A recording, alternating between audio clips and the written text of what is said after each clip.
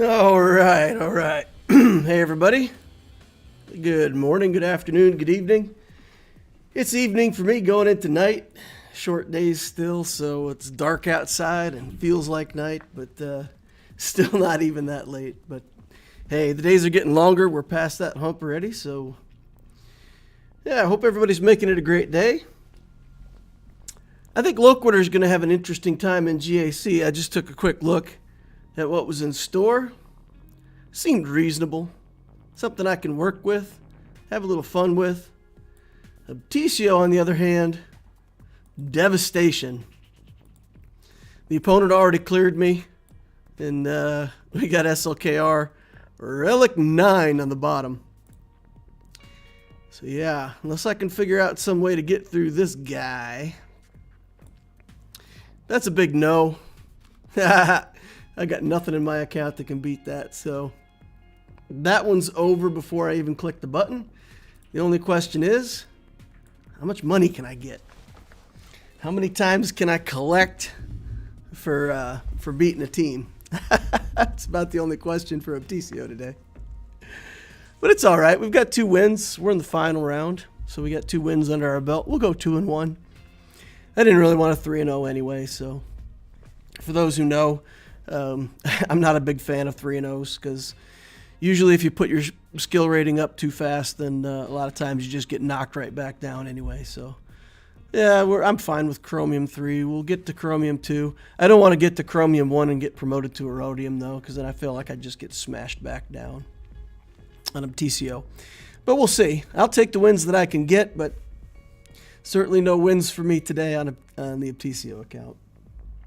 That's what it is. Arva says I'm not a fan of 3v3. Me either. 5v5 I enjoy, 3v3 I tolerate. I don't know, I still get on these streams and have fun with it because it gives me a chance to talk to all you guys, and always some fun conversations to be had. Discussions over how good your CLS team has to be able to beat an Iden team, things like that. Things that make me laugh and entertain me. That's what I'm here for.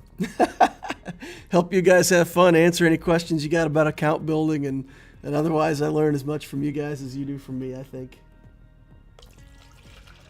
Darth Robbery says, hey, first time in a long time I get to watch your stream. Best of luck today. Hey, man, welcome. Blackbird's in the house.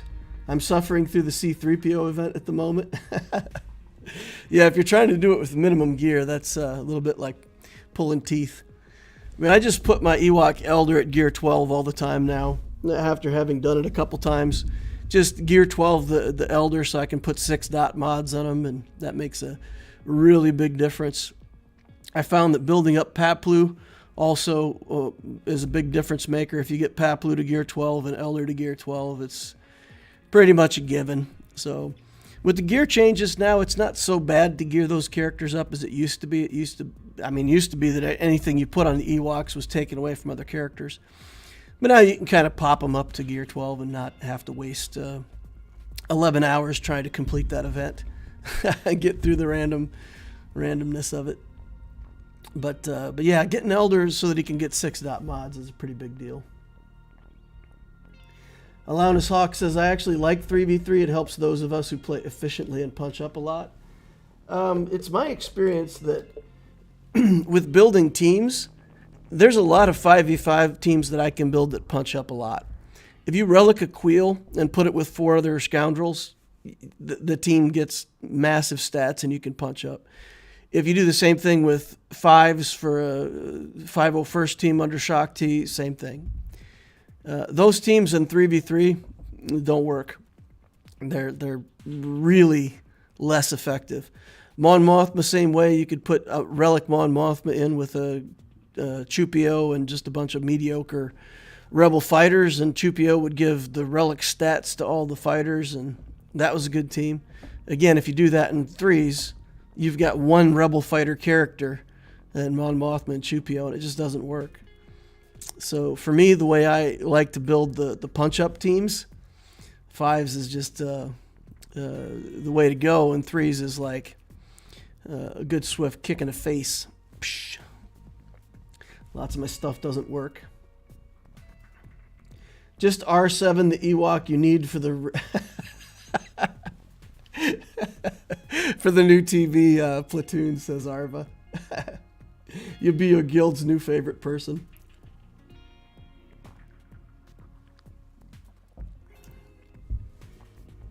Blackbird says, yeah, the worst part is not being able to put the 6-dot mods would be way easier. Yeah, that's why Gear 12 helps so much on the Elder, because then you can put, like, on the Loquitur account, I put my Galactic Legend mods on the Elder. I just took what was on Kenobi and slapped them on Elder, and tons of speed and health and good stuff. That's nice. It's nice. Getting him to Gear 12 is, I mean, in a way, it's a little bit over-gearing the character for the event, but I just don't want to spend all that time. And it's not bad to have Gear 12. Then you plop them down on defense somewhere, and it doesn't really make a difference, but it's better than nothing. If you're early enough in the game, Ewoks can actually be pretty annoying. So there is that. The earlier you are in the game, the better off you are gearing up the Ewoks. If you've already got your first Galactic Legend and you just need the C-3PO, then it's super annoying. Because you don't really need the Ewoks for anything. Gear 13 sister, not 12. Oh, what was the... I missed the... Got my second Night Sister to Gear 12 today. He said, yeah, Gear 13, not Gear 12. Second Night Sister. Okay, so I'm assuming Daka was the first one. What'd we do for the second one? Talzin? Mother Talzin? I don't feel like it's a good idea to relic the zombie. You want the zombie to be high enough gear to be annoying. But it's not that hard to remove her taunt. But if she keeps dying every time they attack her, then she comes back to life with taunt. So if you've got her like Gear 11, Gear 12, and don't ever relic the zombie, I feel like that's actually a better move. She dies more and comes back with taunt. Losing the Vader cooldown Datacron hurts a lot, but just got Starkiller, so that helps a lot. Nice. Darth Vader, I don't have the Lord Vader. Yeah. Yeah, the Darth Vader Datacron was nice. That was that was a huge punch up, right? Killing Galactic Legend teams with Darth Vader is always fun. I like that Datacron. That was nice for a short while. Zombie does not come back with taunt. Oh. I thought Zombie came back with taunt. I don't know. Maybe there's some mechanic that allows her to get taunt back better. I don't know. I don't remember. I don't know. I have a reason. I feel very strongly about it. I feel like I won't relic a zombie. Maybe I'm not sure exactly why that is, but I don't know. Like going against SLKR, right? SLKR does the big poke. She's either stunned for 2 turns as a relic character, or she's dead and come back to life and can get taunt again. There's something to that. Maybe it's just that once she's back alive with no stun or anything, then she can assist the others. What's her mechanic for getting back the taunt? It's just she attacks, right? Zombie. What that zombie do?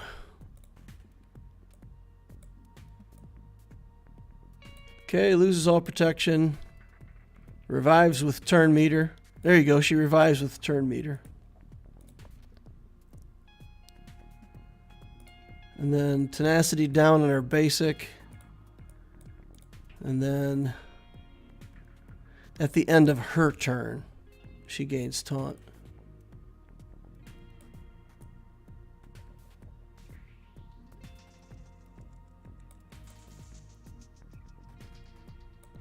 Yeah, I don't know. I still feel like I would leave her at Gear 12. What do you guys think? Somebody with a relic zombie, tell me if a relic zombie is a good deal.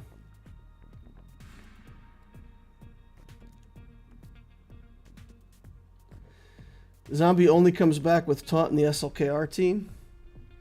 Also, Relic 5 Zombie, you can actually use Datacrons with it.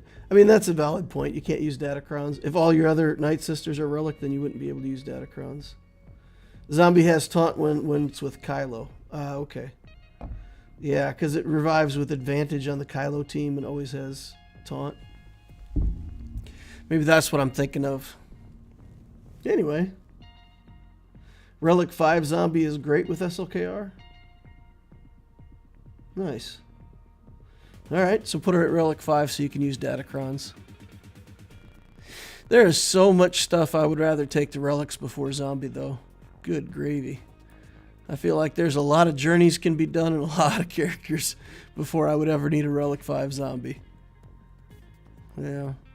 I feel like my Zombie's going to be Gear 12 for, you know, another year or two, at least, on Loquitur. Yeah, for sure. Not much inspiration to Relic her.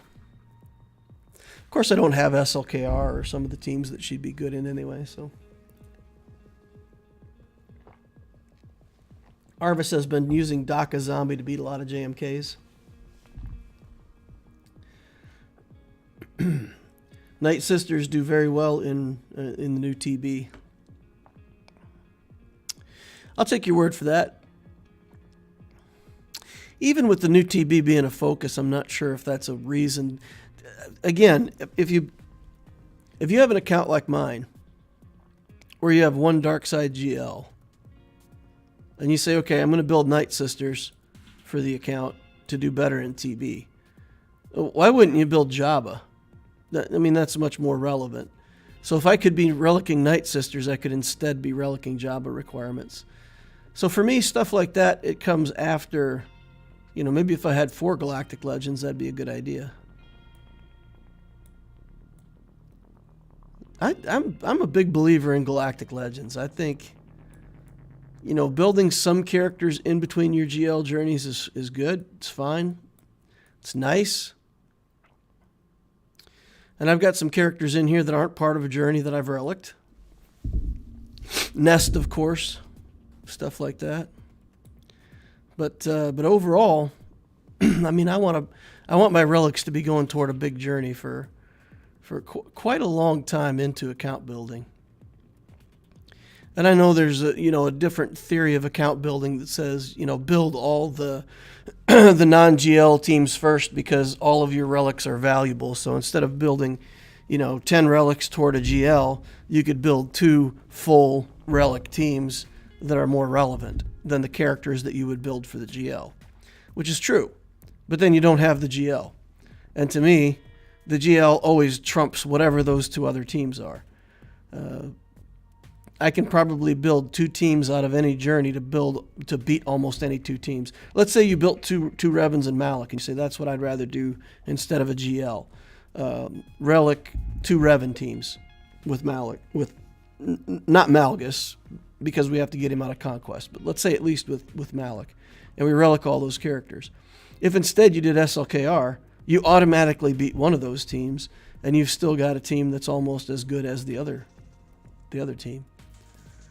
So to me, the Galactic Legend is such a big payout that whatever else you're doing isn't worth it. And having these 2 big fleets, that feels so good in Grand Arena. Having the Executor and the Profundity both. I mean, I feel like that feels strong. Feels good. So yeah, I'm a big fan of the big journeys. Hey DL, I'm climbing out of Chromium 4 after you chastised me. I chastised you? Oh man. I'm not sure I would have meant to chastise you. Is that the maybe that's in the Ask Loquitur section or the Patreon section where I was asking you why you for as much stuff as you had in the account while you were there in Grand Arena. Yeah. I think I remember that. That wasn't meant to be a chastisement. I hope you didn't take it that way. Blackbird says the waves give so little points anyway. It's all about platoons. Arvis says, yeah, GL is where it's at for the new TB as well. Blackbird said it would be fun to see you try to build an account without any GLs. I wouldn't do it. I mean, I would, make a plan for somebody else to do it, but I wouldn't do it. I don't think I'd have fun playing the game like that. Because then as soon as you get to Chromium and people have one GL, what are you going to do? You're stuck. You don't have any teams that they can't beat, and you don't have any teams that can beat their one GL if they put it on defense. So I feel like, man, that would get you out of Bronzium, but after that, you'd have to be specifically building a team that beats SLKR, then specifically building like a Padme team to beat JMK, and then specifically building a Bounty Hunter team to beat Lord Vader. I mean, you'd have to literally build teams to beat each GL. And I think that account would not be fun for me to play. I wouldn't enjoy it. It can be done, but I wouldn't enjoy it. Sean Unavailable says you need a GL for Conquest. Yeah, see, that's again the debate. You don't need a GL for Conquest. You can do Conquest without a GL. But it makes it so much easier. Why wouldn't you? Right? Having Rey or JMK or something like that, even SLKR in Conquest, they put in that Grand Inquisitor team. And in hard Conquest, that Grand Inquisitor team can be a bit of a bear. You take in a GL, you just smoke it and move on. So yeah, it can be done without a GL, but like you're saying, why would you do that to yourself? Just get the GL, mow through it. David Dutrow says, shame, chastise away. Arva says, I did build a lot of non-GL stuff, and I could tell you I'd rather have the additional GL over some of my other stuff. Interesting, Arva. That's a good, thanks for saying that. Jaxic says, won't lie, I've been building my account as mostly core teams plus Executor for the last year and some change. Have most of them usable in a position to do just GL rushes and not worry. Yeah, I mean, if the person has just built a GL, you still, a wide account will beat an account that's just like gone straight for a GL. That's why in Imperial Doctrine we build up the Troopers, Darth Vader, build an Iden team, a Qui-Gon team. We build some of those kinds of teams to give us event participation, stability in the account, some stuff for GAC before we go into building the Executor. Yep. So DL, would you rather have 3 GLs, 1 mega fleet, or 2 GLs, 2 mega fleet like you have? So if you have 2 GLs and 1 big fleet, you're good. The second big fleet is completely optional. So what I was planning to do was I was planning to build Jedi Master Luke on the account next anyway. So I decided to go for the profundity with the idea that with profundity, because I'm at the point where I'm fighting a lot of people in Executor in GAC, I want to just be able to beat the Executor. So I thought the way I'm playing, trying to cut it down to a 2-zone win, trying to hold on fleets, trying to hold on JMK, that only works if they force you to go through top, and top is the only thing that you can clear. You have to be able to kill their Executor. So I thought strategically for me, because I like GAC, that would be the way to do it. And so far that's worked. It's got me a couple wins that I don't think I otherwise would have had if I had to leave my opponent's Executor on the field. So in that regard, profundity I think was a good move for me for GAC. But in general, if I wasn't streaming this and trying to entertain people and win in GAC, if I wasn't like trying to compete meaningfully as my account grows, I definitely wouldn't suggest the second mega fleet. You don't need it. Once you have 1 fleet to get your fleet arena placement, my thought, you build the 1 big fleet, you can build some other stuff, but basically you work your way through 2 Galactic Legends, and then you have so much freedom on what you do next. But I would definitely start building more Galactic Legends before I would go back for the second big fleet. Having another Galactic Legend would have more of an impact on Loquitur right now, I believe, than having the second big fleet. It seemed like a good strategy, but, I can't really compare it until I get my next GL. So when Jabba hits the account, and we'll see if that is like a springboard, and then that'll inform me on some things. But let's just say pros and cons if you're balancing back and forth. The other pro to getting the profundity before you really let's say quote need it, it's at 4 stars, and every month that it comes around, I'm getting 10 shards that I wouldn't otherwise be getting.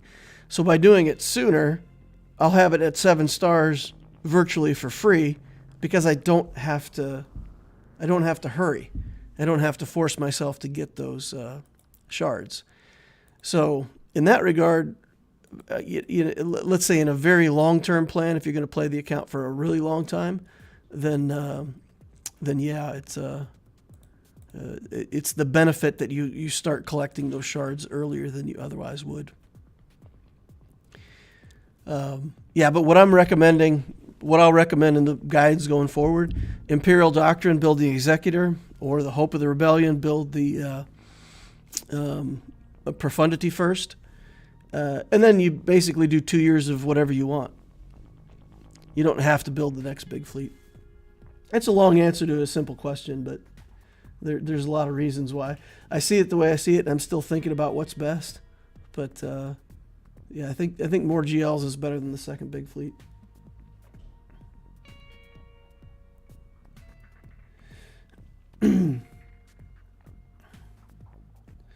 Arva says, Nick, that would depend on the GL for me because I have C and I'd rather have Profundity. Hey DL, what faction works best to move into right after farming JMK? Anything. I mean, JMK doesn't get you specific things. If you did JMK and you've got a stable account, the Lord Vader journey is hard, but I like it. You get both clone teams, gas. Lord Vader, I think, is a good character. Then you have to build his team afterwards. So it's long, it's high relic levels, it's a lot of stuff. But the payout is huge. If you only have one GL and it's JMK, then I probably would go back for an SLKR or a Rey or something like that. Build one of the early easy GLs. Or go forward with Jabba if you want a Jabba. But I like Lord Vader. I like JMK into Lord Vader. A lot of Galactic Republic stuff in his build. A lot of Galactic Republic stuff that you built for JMK anyway. So it gets you pretty good synergy. Gets you a lot of functional teams. Bad Batch is always going to be good. They're going to do good things somewhere in GAC and Territory Wars, Territory Battles, all of it. So his journey has let's say some decent payoffs in what you're building. Zortar says, I didn't get my first GL till I was over 6 million GP. Had to focus on counter squads for everything. I still think Rey is the biggest letdown ever in Conquest. What? Okay, Arva, I'm going to take a strongly disagrees with that position. Man, I had Rey on my main account, and she got me so many feats and objectives, it was crazy. Keep this character alive, and I've got that character at like 3 stars, level 1 that I just unlocked from a marquee. Take her in with Rey, boom, lifeblood, she stays alive for the whole combat, feat completed. 3-star wins every node that Rey does. I don't know how you can say she's bad at Conquest. I honestly believe if you have a decent Rey team, and maybe not just like the Resistance Rey team, but I was using Beskar, Mando, Vandor, Chewbacca, and then IG-11 and Queel. And that team, you could literally take it into any hard conquest and just put it on auto and walk away and come back, and it would be 3 stars. Yeah, I don't know. I don't know how you can say Rey is bad in Conquest. She absolutely dominated Conquest for me. She was my go-to 3-star completion team for everything. When I got Lord Vader and they came out with the volatile accelerator discs, there's this funny mechanic where if you get that and the ability block disc and you do Vader's skill, he puts on so many debuffs in one shot. He puts on like 32 damage over times, and it just like escalates. And there was this funny sequence for a couple conquests in a row where they had those discs where I could take Lord Vader in, hit one button, and then the other team would take turns, and they would just all die when they started their turn. So he'd come in and he'd go, bam! And then everybody would just go, 3-star victory instantly. That's got to be the easiest 3-star wins in Conquest ever, if you have those discs. But that was pretty fun. But yeah, Rey was a monster for me in Conquest. Alana says, I take a balanced approach. I didn't rush C, but try to build around his Rex with a few diversions like Nest and Sith Empire. I've been pretty happy. Yeah, that's what I did on Loquitur. And I mean, I was happy with the build itself. Like the teams that I got out of doing Sith Eternal. And at first, when I got Sith Eternal, I was very happy with him. But then over the course of about a year, he just continuously got less and less effective. And he's not good at Conquest, so... yeah, there's some tricks that you can do with C in Conquest that aren't bad. You know, he can still beat some teams, and if you take in Watt with C, even if Watt dies, you're almost guaranteed a 2-star completion. So he's not horrible, but other GLs are better. How long before you start buying energy? How long before you start buying energy before unlocking a GL? If you're a brand new account, on average, you can assume it'll take you about a year to get your first Galactic Legend. If you build some account stability first, build some economy into your account, you can get a Galactic Legend within a year. My recommendations for the early fleets, starting at level 1, you can get Executor in 38 weeks, and you can get Profundity in 54 weeks and build a good account around it. And then building a GL after the first mega fleet would be about 6 to 8 months, depending on the GL. If you pick JML, then it's a year after. All right. Have you ever... oh, yikes, what happened? Have you ever considered getting gas on Loquitur? Feels like he'd be an easy pickup. Or are you missing the get one? Yeah, so that's exactly what happened on Loquitur. So I started out, and I didn't want to get gas. I wanted to go kind of into JML. So what I started doing was unlocking Wampa and Hermit Yoda pretty early on, and I spent my get one doing that. And I'm saving now, and I think I have like 40K saved up, something like that.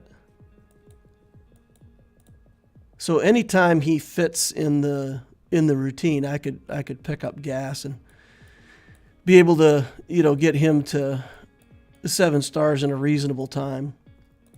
So it's just a matter of when he fits in. So I'm focused on the Jedi Knight Luke stuff right now. So as I work through that, if I hit any gaps where I can relic a B1, I'll relic that B1, take it over there, complete gas, get him going. So it's weird. I'm just not in that big of a hurry to get him. I'll get him someday.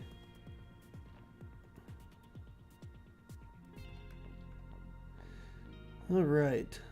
See, Lord Vader and Executor have a lot of overlap. Wondering if there's a cohesive way to build an account centered on those 3 journeys. If you did something else. So if you do the Executor, then let's say you did SLKR, Lord Vader, and then went for C after you already had the other 2. That could be okay. Lord Vader's a dark side GL. You'd have 3 dark side GLs, but his journey has a lot of light side stuff in it, so that would balance your account out a little bit. So yeah, I mean, you could do that, but I just don't recommend C as one of your first 2 journeys. Get any other 2 GLs before you pick up C. Even though there's a lot of synergy there, I can't recommend it. The character's just not good enough payout. It goes back to what I was saying earlier. There's just a lot of stuff I would rather have at this point in the game.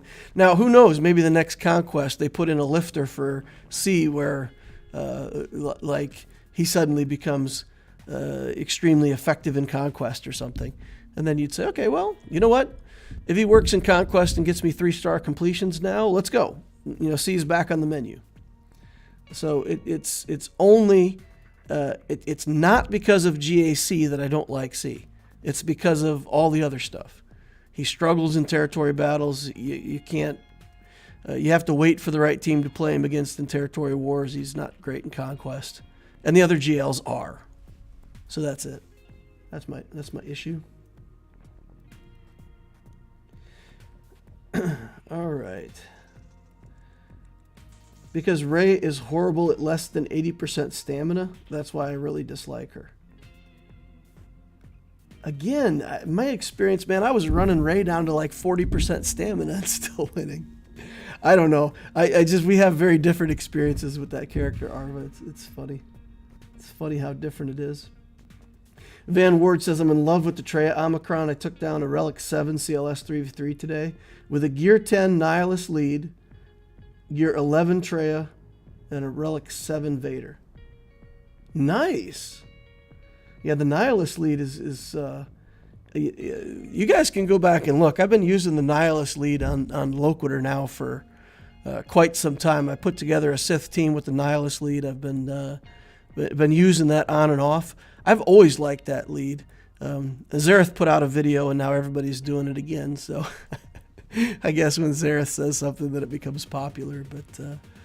But yes, I've been doing that with my little Marauder team for months now. I love the Nihilus lead. But with Traya, that's interesting. That's interesting. The Rey requirements seem pretty brutal, though.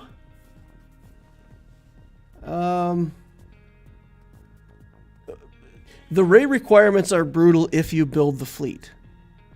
So if you're going to build Rey, what you do is you just completely ignore this fleet requirement. You just commit that when the Radis event is up, that you're just going to buy shards for the Radis out of the shop until you get it to 5 stars. You can completely bypass the whole Radis event, not build all of the resistance ships. Just skip that whole thing.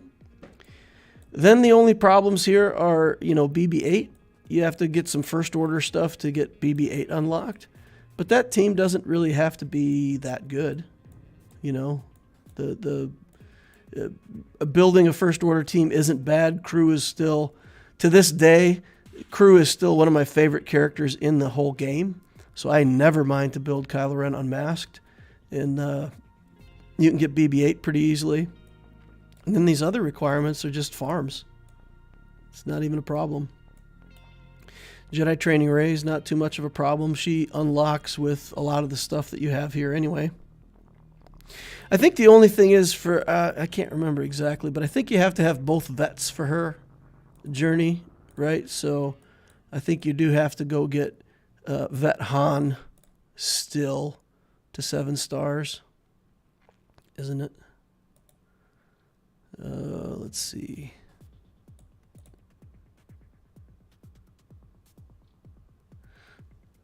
So combination of 7 character shards. So it's any of these. So you build like Stick Rey, Finn. I mean, all of this stuff is part of the journey anyway, right? You don't need the vets. Is that true? You don't even need the vets? Yeah, doesn't look like it. So that's not bad.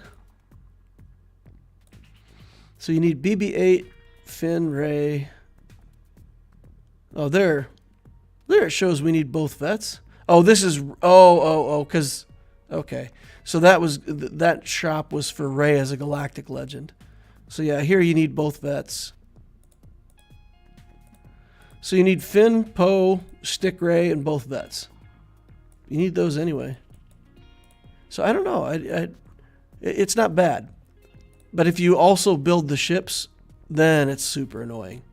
But if you just go to the shop and you buy this Radis, then the rest of the journey is easy. The relic requirements aren't bad. Relic 7 here, but it's a character you'd want a Relic 7 anyway. Relic 7 on the Scav Rey isn't great, but man, she hits hard. That is a damage dealing machine. Relic 7 on BB-8's no problem either. It's a good character. So what you have to put relics on is not bad. You build a couple trash things. But every journey's that way. You always build a couple trash things. You know, you got to have your Holdo and your Tico somewhere, somewhere in there. All right.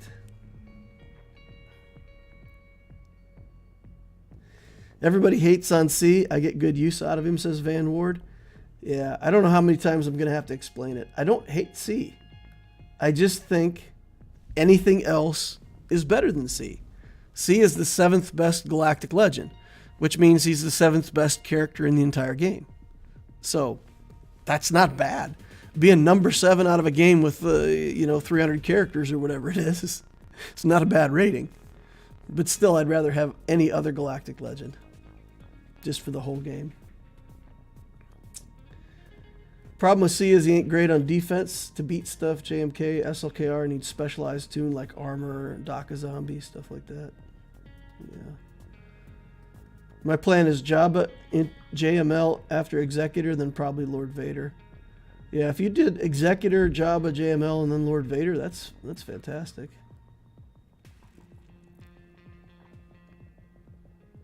I meant buying energy to sim light dark side currency for GL missions. Wished I'd saved up more. So in terms of farming those little tokens for the alt, is that what you're talking about? Or I mean tokens for the GL missions? Yeah, I don't usually have a problem doing that. I mean, there's always something I want to farm on light or dark side, so I just farm whatever relevant gear I want to farm there and just kind of have patience with it. I'm never in a hurry. So I get my GL, but I'm not in a hurry. You know, I get the event done in a timely fashion with my 3 refreshes a day. And, you know, I believe on average, I would say it's taken about 2 weeks to get the mission part of it finished, to get the GL. And then it takes like about 3 weeks to get through all the stuff needed to get the alt on the GL. So I feel like, just off the top of my head, probably a total of 5 weeks between getting the GL and then farming all the tokens that you need for the alt for the GL. If other people have different experience, that's with 3 refreshes a day, just doing normal stuff. Farming the appropriate side.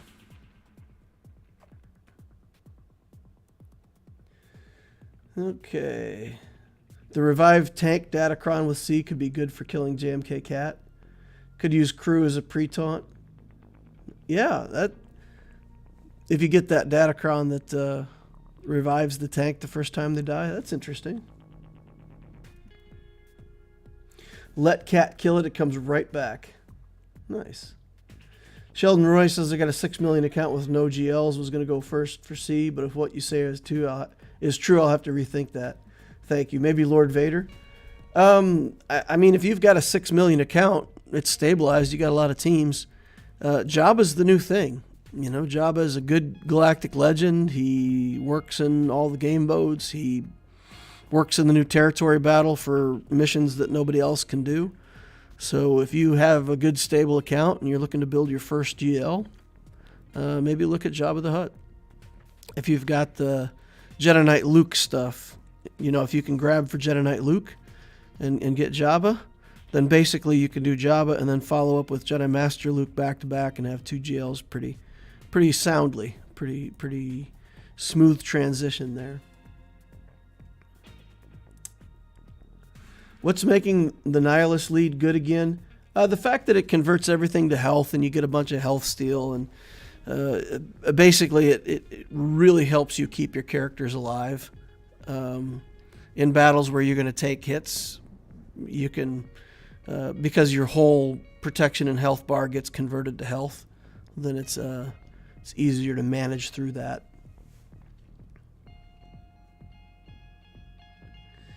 Treya Ami gives him instant cooldown on Annihilate. Nihilist lead is just a trap and not worth it, says Arva. Interesting.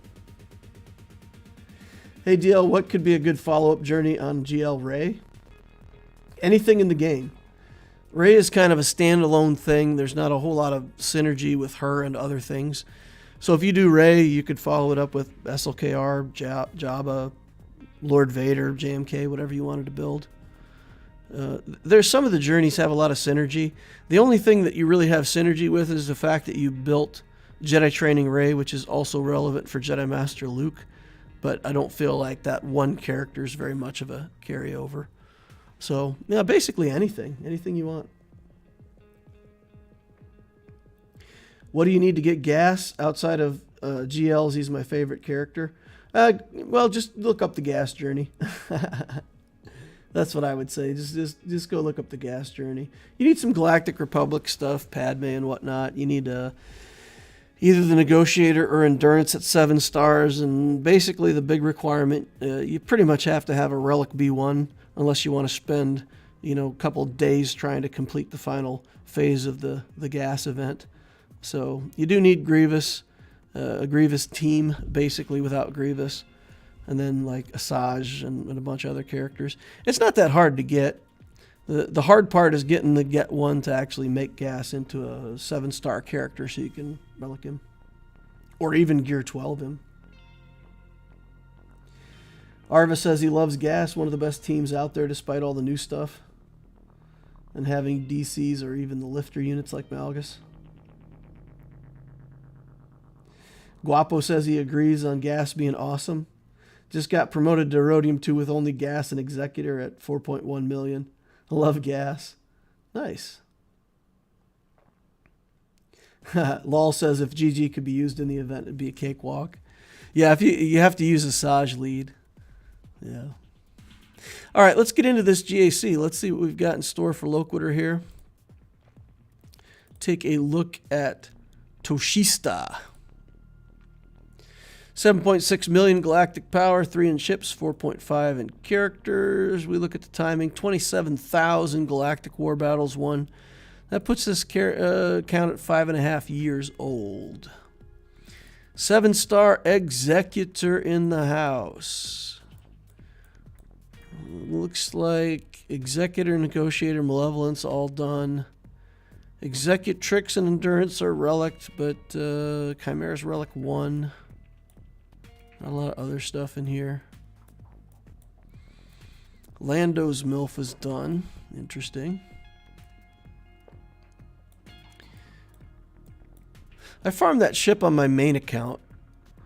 It looked so good. Like if you bring it in as your last reinforcement, it gets to take 4 turns in a row. It seemed like it could be such a powerful ability.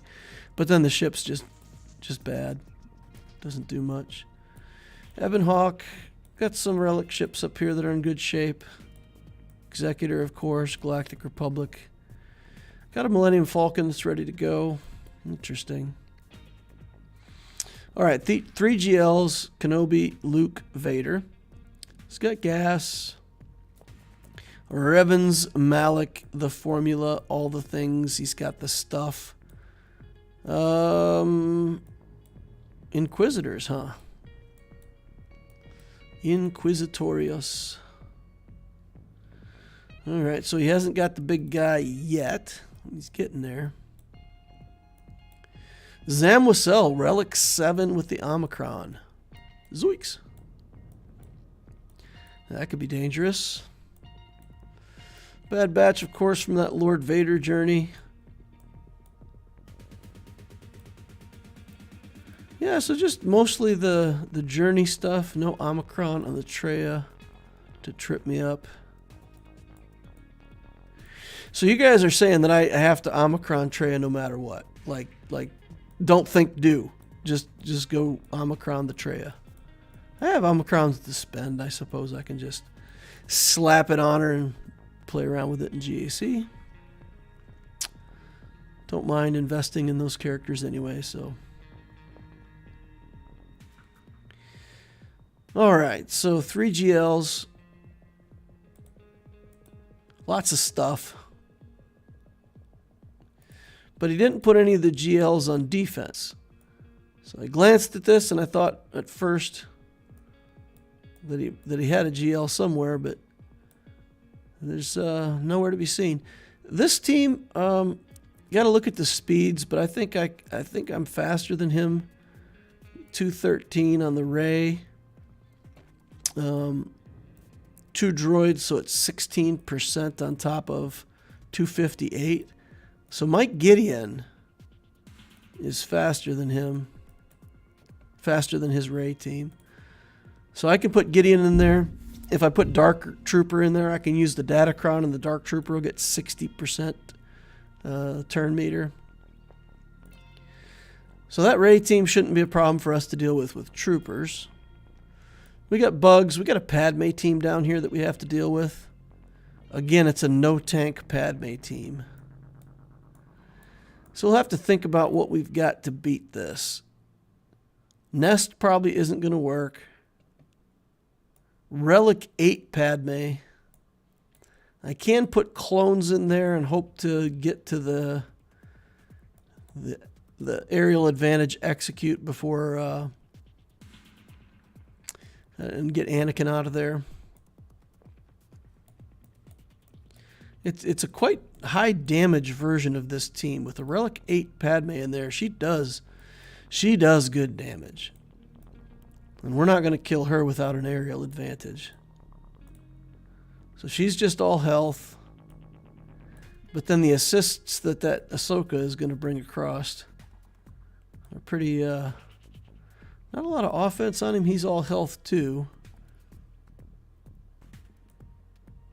If she's all health, then we... Oh no, she's offense. Yeah, darn it. Yeah, that Relic 5 with Ahsoka is adding a lot of damage to that team. I think with the kick pulling assists, man, that's going to be the point where if I I lose my 5s, it's over. I don't really want to throw away my Sith Eternal Emperor because, you know, what's on the back wall. Maybe I could do troopers there.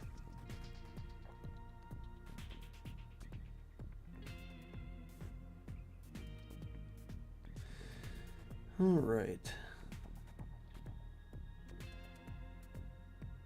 Let's catch up on chat over here. All right. Okay. Guapo says, how do I mention someone? Oh, you use the @ symbol. Let's see. Lol says, I tried taking advice from Arnold, but all of his stuff is Relic 8 with Datacrons, so I can't really. Yeah, that's what I'm here for. I'm here for the game, for the early game people that don't have all that stuff yet. We try to keep things relevant for the early and mid game on this channel. You need Nihilist to convert protection to health, then as soon as he gets breathed on, his Annihilate is ready to go. I would say wait on Trey Ami until we see if it looks like it's going to get nerfed. They never nerfed Wampa. And they never nerfed Fulcrum. So, I mean, there's some pretty good Omicrons out there that do a lot of stuff that's not getting nerfed. So, yeah. Treya Nest. Yeah, I don't think Treya Nest is going to beat this team. Just because I'm not going to get... well, I mean, it makes Ahsoka easier to kill, but... without critical hits on these two... if there was a tank here, if this was Kenobi, Nest would crush this. But with no tank, every time they attack, Nest counterattacks. That gives them protection up for an attack out of turn. That makes them immune to critical hits.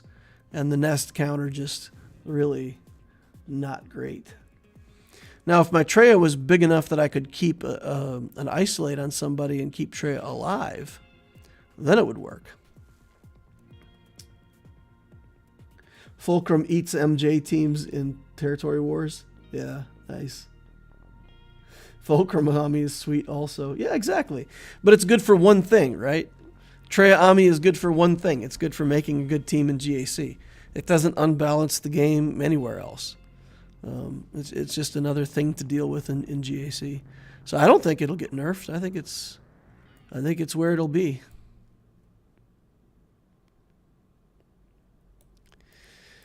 Yeah. We could maybe try Mara Jade against this. That's the other team that can work.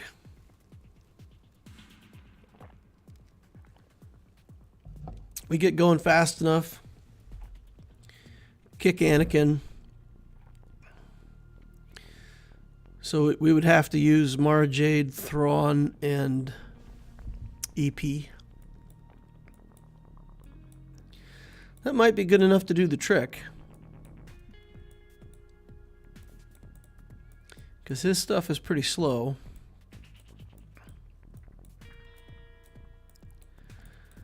So what? Let's see. Thrawn passes it over to Mara Jade. And I think she's still faster than the rest of the team. So she can go first and get the initial debuffs down. 288, he's 252 here.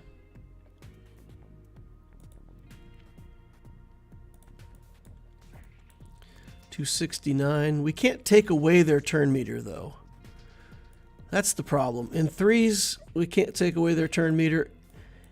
In 5s, it's fine because we could generate enough turn meter to take turns forever without them ever getting a turn.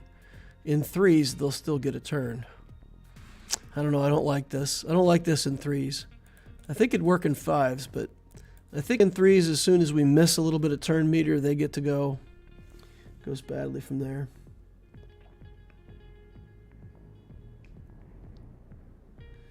They nerfed the Qui-Gon Omicron.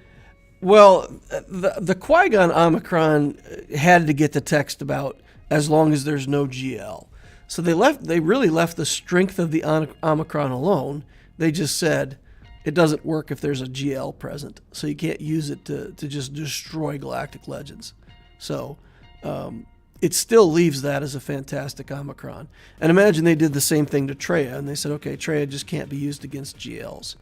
Fine. Put her on defense or use her to beat Malgus teams. I mean, there's tons of stuff that you're going to want to do with that Omicron, and it's just fine if it's not a GL. So if they put that text in, I think it's still pretty fantastic. Omicron. What to do here? This is the holdup. I think I try the troopers here, and if the troopers don't get it done, then I'll just bring in Sith Eternal and deal with it that way. Okay, let's look for something that... this is good. Extra protection, tons of armor. It's not my trooper disc, right? This is the one that goes on troopers. Okay, so we can use this Datacron. And basically, if they kill 5s straight up, it's going to be rough. If they don't kill 5s, if they kill either of the other clones and get the sacrifice, then we're good to go. So this is like a 75% chance we win, I think. The other thing we could do is we could actually put Shaak Ti in the lead here. It makes the aerial advantage less effective because we're taking less clone turns. So maybe it takes a little longer before that's effective, but we can recover. We can get the healing removal off if we need to. Maybe that's even better to do it that way. Knock down some debuffs with her.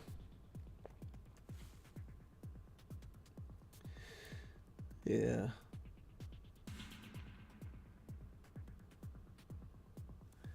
That's not correct, Loquitur. It was nerfed quite heavily because Qui-Gon himself was benefiting from the offense boost of his lead. And since he shared that offense, that got nerfed. Yeah, we could argue about how badly it got nerfed. It's still, in my opinion, one of the most effective early game Omicrons you can have. So whether or not it retained its value in Kyber 1, I don't care. It's still, for the first 3 years that you play the game, it's still fine as written. I had it on all my accounts, and I don't feel like the nerf affected what it was doing for any of my accounts.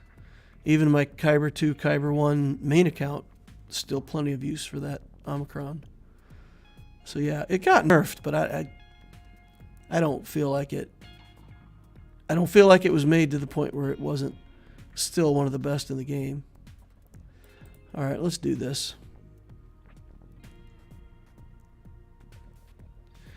Survive, take a lot of clone turns. It's the name of the game here. All right, we'll target Anakin. We'll just start out very basic. Okay, they stun Shock T. That's fine. Let's knock some buffs off of him. Get some turn meter going. We'll call the assist even though it'll give protection up. I don't really care too much. Yeah, see, there's that damage from Ahsoka. We're 2 turns away from aerial advantage, I think. Yeah. Yep, bye. Okay. We'll get that off of Padme just for good measure. Take lots of clone turns here.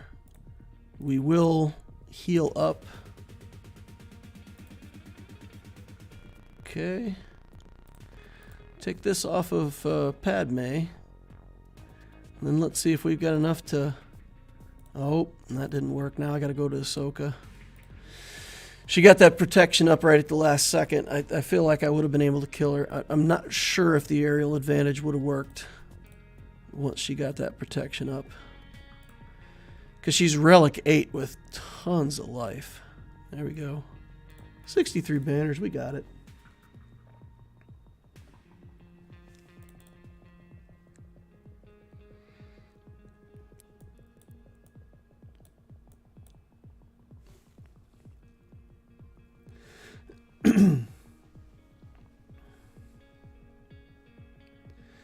All right.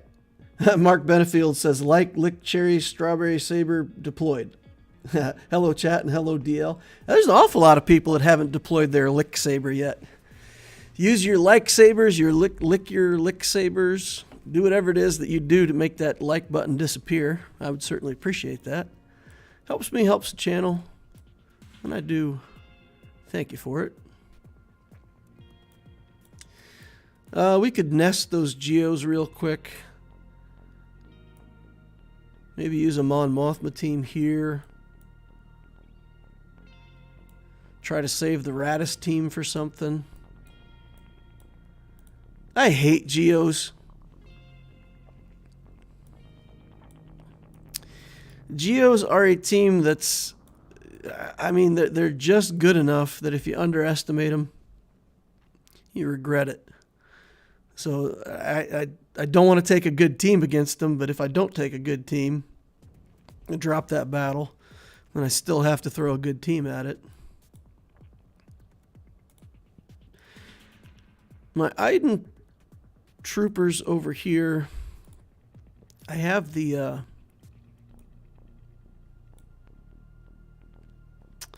this is Relic Spy, right? That's Soldier. Okay, glad I checked. The Geos look too much the same to me. I always forget which is which. Okay, so the Spy is gear 12. So if I brought in the Iden troopers, probably my Snow Trooper doesn't get killed immediately. Probably. That is such a dicey battle, though. If they kill my Snow Trooper, I just lose. We can do this. I don't see somewhere else that I need Iden, and I feel like I don't want to use a better team. I don't want to use Vader. I don't want to use troopers. A lot of the stuff that beats Geos, I don't want to use against them. I want to save it for other stuff. All right, we're going to burn Iden here.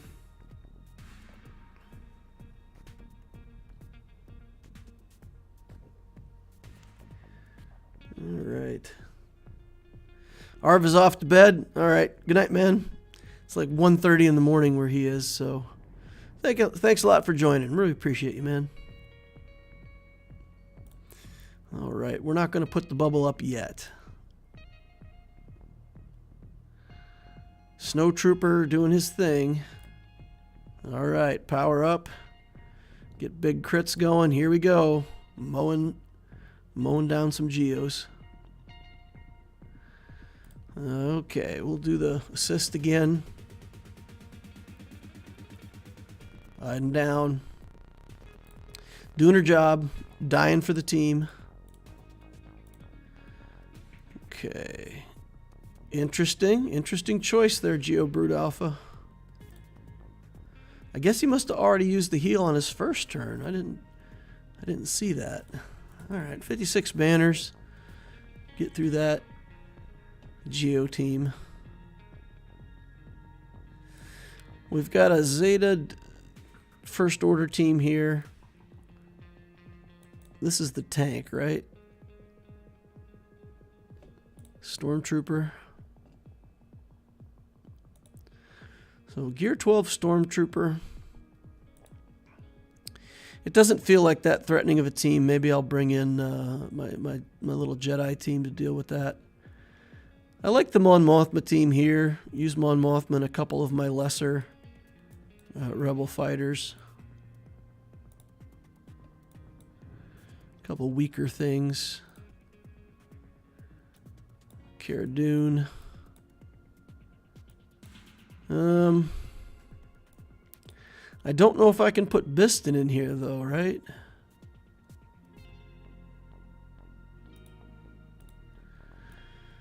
Oh boy. Let's see.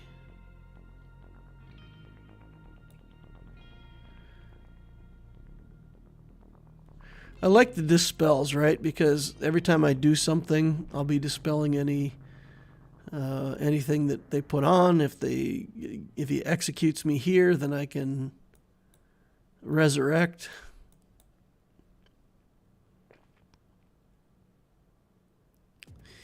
They don't really have that much recovery. I'm trying to kill this team with as little as possible. All right, let's get in there, see if we can get it done.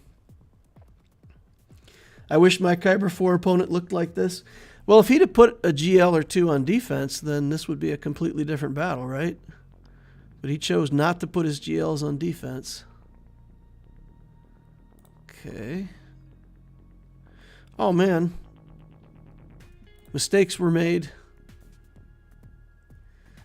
Okay, let's do this and get the buffs off.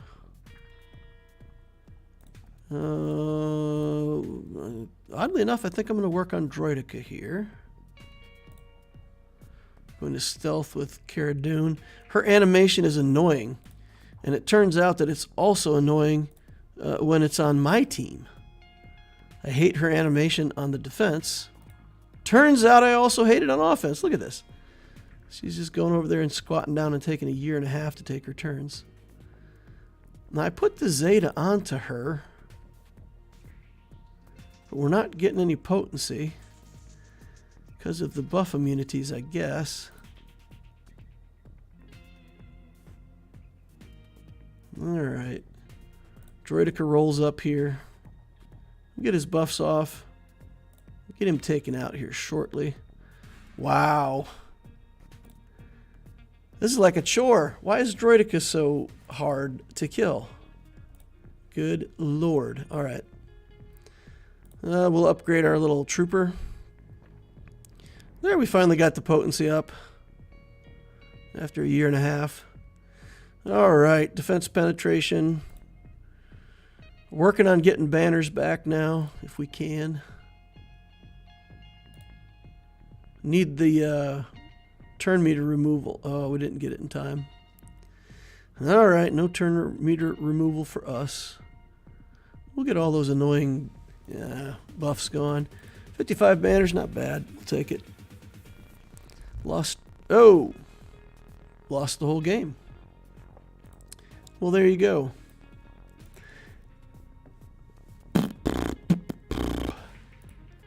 I really hope that it crashed after it recorded the result of that battle. The victory screen came up, but that doesn't necessarily mean that we got it recorded. So if I drop that battle, I'll be less than pleased.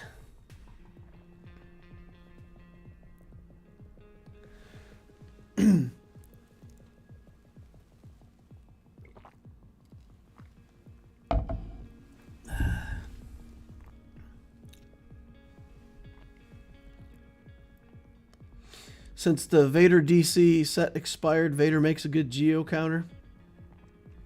You can still build a pretty crazy cron for Vader.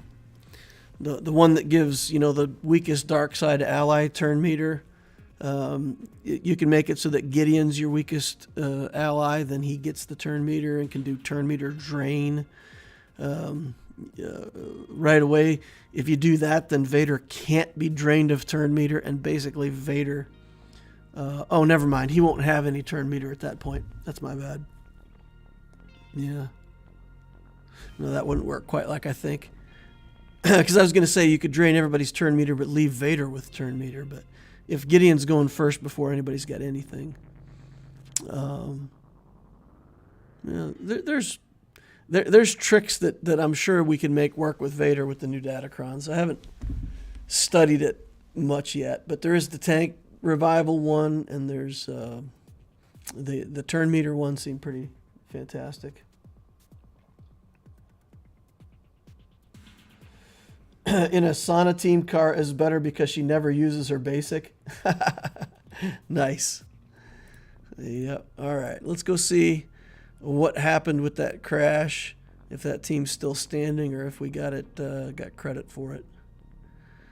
All right, here's the big reveal. Oh, I just saw a geo flopping, so looks like we got that. It registered the win, so that's good. We're satisfied with that. Let's think about using our Jedi team here. I don't really have Wampa requirements.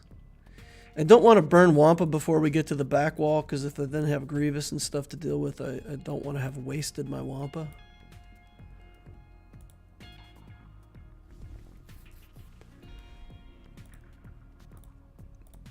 I need to get through these two teams with as little resource as possible. What do you guys think about Dash Rendar here? What do you think about Dash?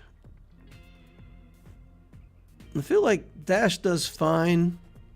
You know, maybe he'll get in a couple hits, but Vandor will always be prepared. I don't think he's going to one-shot my Vandor. Let's try Dash. Vandy and L3.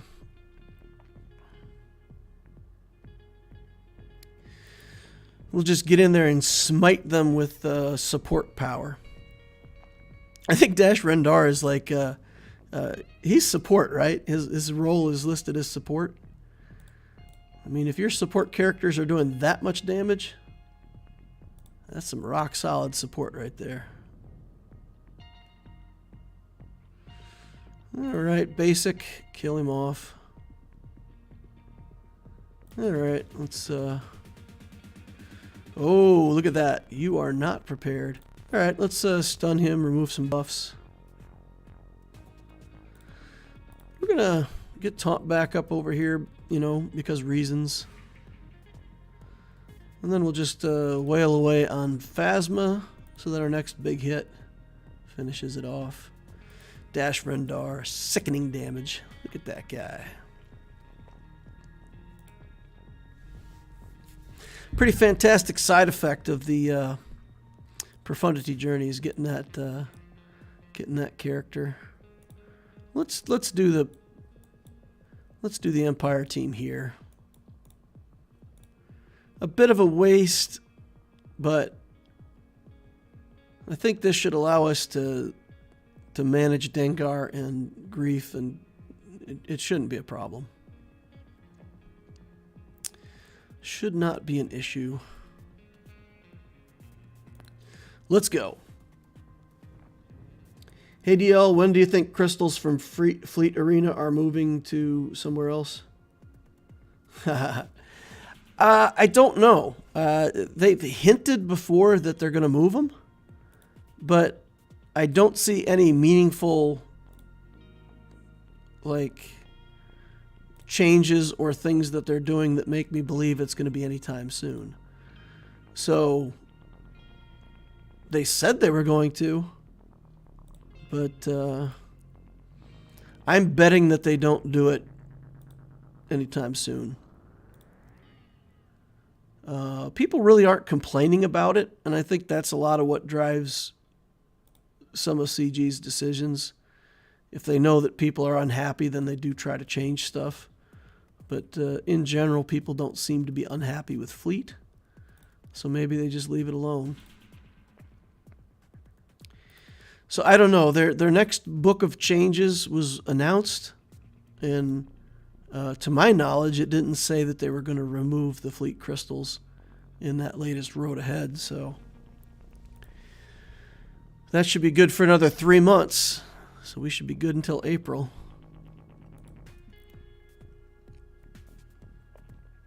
I hope they never remove them. You know, it's at least a reward for building good fleets.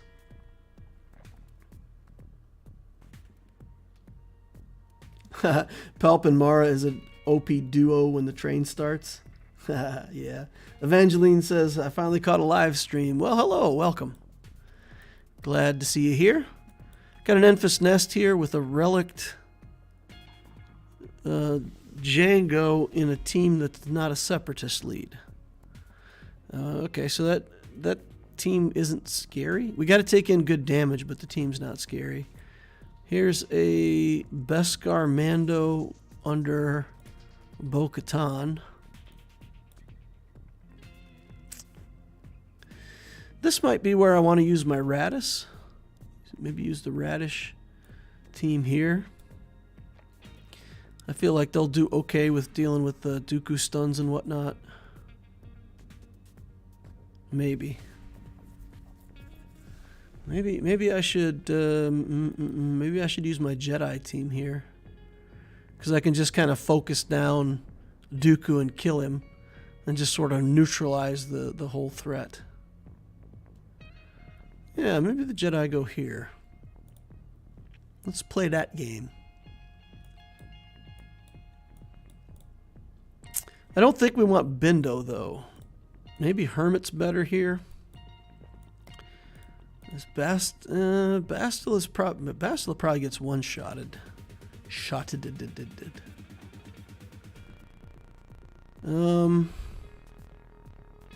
Hum.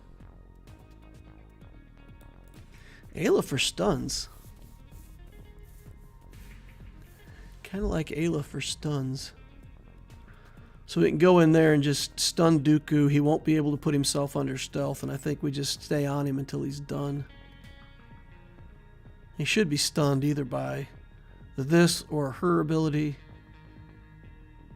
Yeah, so I think we do this and we just mow down Dooku. Then we'll go up to front and we'll deal with that Jedi Training Rey team and work our way through ships. And then we'll have to deal with whatever's left over here with whatever we've got left. All right, let's do this first. And then let's get Dooku on the ropes. Then we can do this dash. Spread some buffs because we can. Okay, Yoda gets extorted. Oh boy, I hate that extortion. All right, let's pass it back around to Yoda and try to... Yeah, Dooku out. Dooku down. Let's get Sunfac out of here next because he's weak. And then we will finish off Newt. All right, Newt. Just hang on, buddy. Hold strong. We don't want you to die. We want plenty of time to get banners back here. We need to recover some health, recover some... Don't die. Told you not to die, bro. Yeah, I'm keeping the extortion. We're doing the healing thing here. 56 is as good as we can do. Good enough is good enough. All right, and then this stuff all seems doable with a variety of teams. We can Wampa here. It's way overkill with our Wampa. Good gravy. We got to have a better team to Wampa than that. What does Wampa do against this? Damage over times don't work, but his damage ramps. I think Wampa could crush that, right? So we can nest this. Something there. Troopers here. And work our way through it. We've still got Sith Eternal, too. Sith Eternal can kill whatever he wants. Got Vader left. Got Big Wampa left. All right. Let's use Imperial Troopers. We're going to use Veers, Gideon, a Dark Trooper, and this Datacron. Just check to make sure this is the right Datacron. At the start of the encounter, the weakest ally, which is always going to be Dark Trooper, he'll gain 60% turn meter. And when a droid deals damage to an enemy and nobody else is marked, then they get marked. So we are going to be able to hit and mark Rey. Even if she gets put under stealth, it ain't going to help.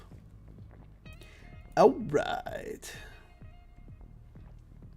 Apple Cork says, this is such a soft defense. It is. My opponent gave me the gift of a not hard defense. No GLs. I mean, we still had C to break through at least one GL, but you know, he has 3 of them.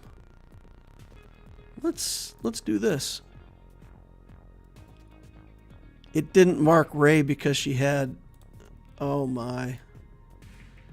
It didn't mark Rey because she had the foresight on her. She marked now. Her armor is shredded. Ooh, she dodged. Okay. Oh, Dark Trooper. So good. So strong, that Dark Trooper. Boom, boom. All right, we've got the Rogue One team here. We can just nest this next. Kind of work our way through the easy stuff. We can put a Datacron on her, right? Just because why not? Some extra health and protection. I kind of like this new set. It's just got stats, you know. I feel like I could build 3 or 4 of those Datacrons and just have like some extra stats for my characters.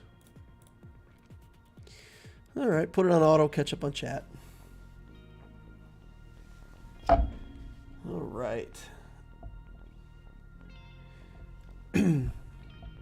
What are your thoughts on Star Killer for the Loquitur account timing-wise?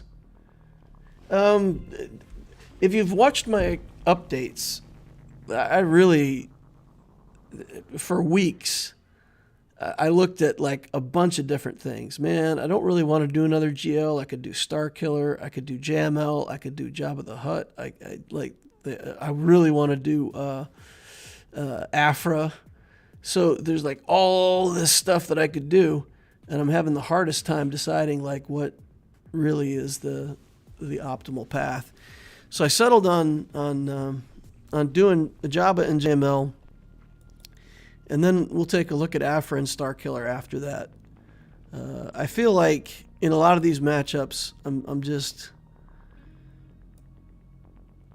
I need more big defense or offense teams, and I need more stuff to clear territory battle.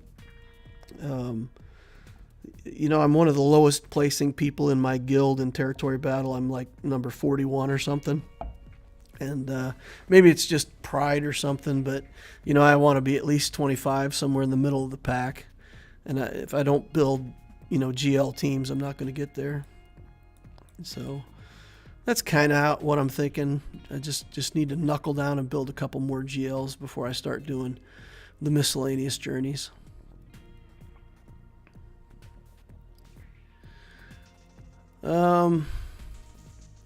This is actually not a good team to try the... You know what? We're just going to do Sith Eternal. I don't even think we need Watt, do we?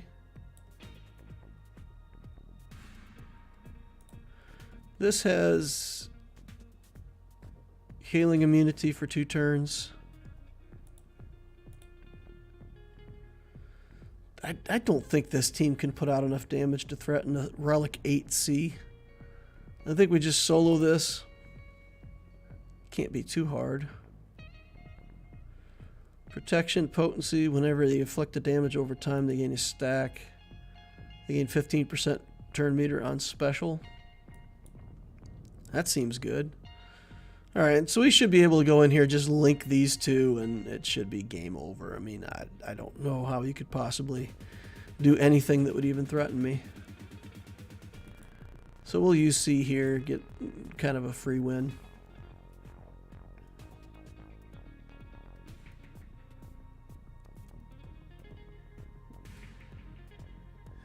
Wouldn't even touch the crew team. The crew team scares you.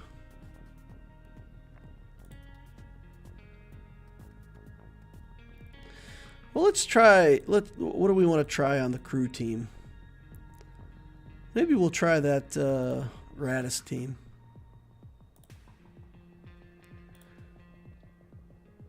Because we do have healing immunity with the Cassian kit. If they do kill somebody, we've got to resurrect. It's a pretty sure thing that way, right? Okay, alt is up. We'll go ahead and take it. I could have recovered protection there, but I don't think there's any way that I can finish this battle with full protection in any case. So we'll just finish it out. And then we're going to take the Admiral Radis team in against that First Order team. The Radish man.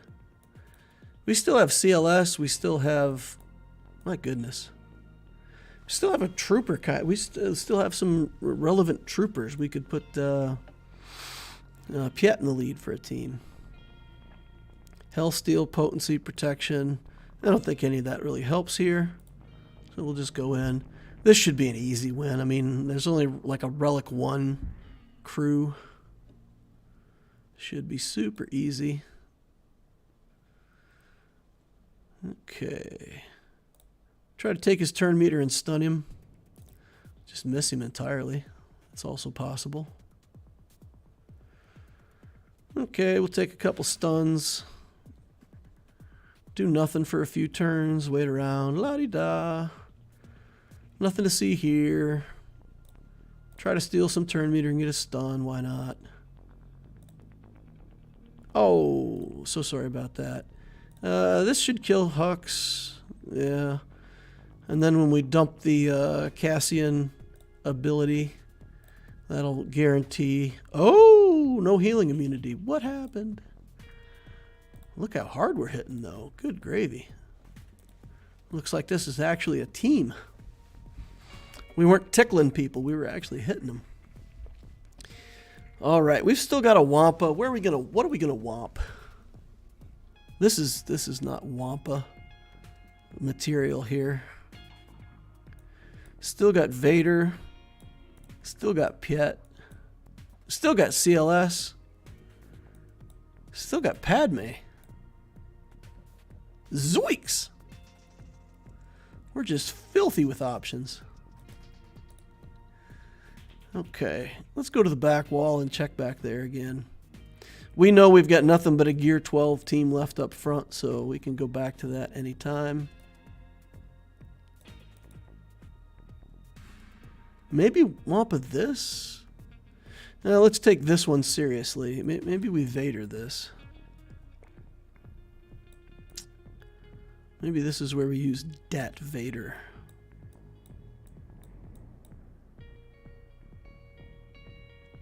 or Dat Wampa.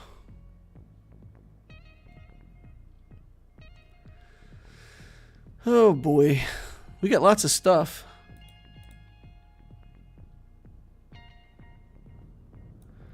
I don't know how much it would take to beat this, but I mean, we've got stuff to use, right? So let's just use it. Make it a guaranteed kind of thing. Watton here makes it even more guaranteed.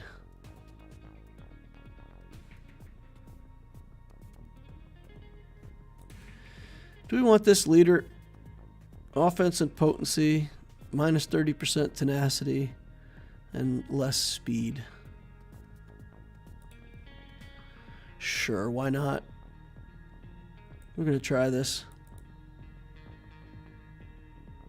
Just for fun. I feel like this is just massive overkill, right? It's like massive overkill. All right, we'll go here. And then we'll... Oh! Candrass, only 2... Oh, wasn't enough. I was going to say only 2 debuffs. But we're pretty strong. We'll give weapon tech to Piet. All right, here you go, Vader. Get in there. Finish him off. LOLs! Oh, Banner Stealer. Nope. Ha ha ha. Didn't damage me enough. Didn't steal any banners. Game still thought I had full protection. Hee hee. All right, here we got to bring some damage.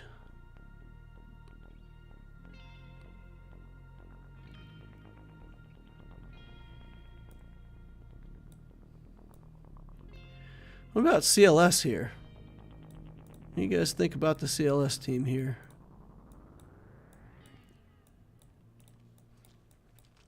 Got a Relic Chewy. We can stun him first. Pretty much one-shot her. Go from there. Should work. I have confidence. Would Wampa work? I think Wampa would work against this team. I always worry, though, because, like, I know the kits, but I don't have, like, every detail of every kit memorized. So I always have this fear that there's, like, a stun or something that I just don't pay attention to or that I miss and that end up losing the battle. Okay.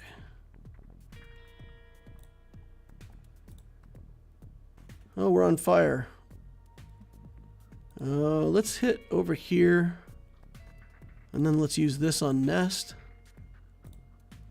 Go back to him. Go back to Nest. 55 banners. That looked nice. Night Sisters. Got a zombie to deal with.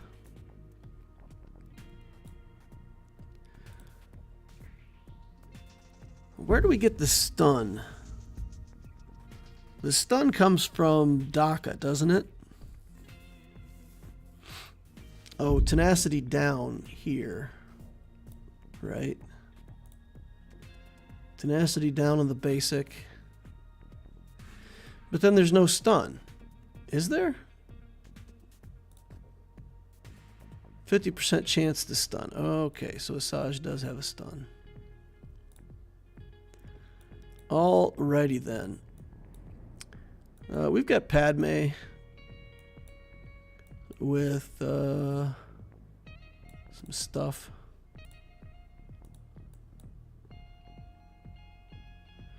Should be able to keep ourselves healthy, get through this. Padme's still a bit weak, but I think we're okay. Asajj and Daka can stun, and they hit under protection. All right, let's go in, get rid of that taunt. Try to get some damage on Talzin here. No plagues for us at first. We'll do that to get the taunt removed. Okay. Talzin down. All right. Now we got to throw that to get... Oh. I was going to say to get an assist, but turns out that wasn't what was going to happen. Okay. Now we can get Talzin out of here for good. Get some courage stacks. Get the courage to deal with these sisters. And we good. 54. 54 ain't no 55, but take it. Take what we can get. So we've got Wampa here. And then up front with the Rogue One team, we've still got Savage and stuff. So let's take Wampa here. Seems pretty safe.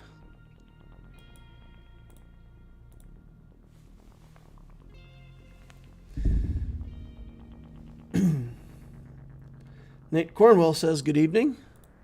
How you doing? Hope you're making it a great day. Let's hit Karth. Oh, wow. Oh, this Wampa is so big compared to these guys. It's like if you saw the scene with Luke in the cave and the Wampa was like twice as tall as him or whatever. This Wampa is like 27 feet tall. Like those characters didn't even come up to his knee. He's that much bigger. Hungry Wampa says goodbye. All right, so let's do that team. You know, Nihilus, this. Yeah, sure, why not?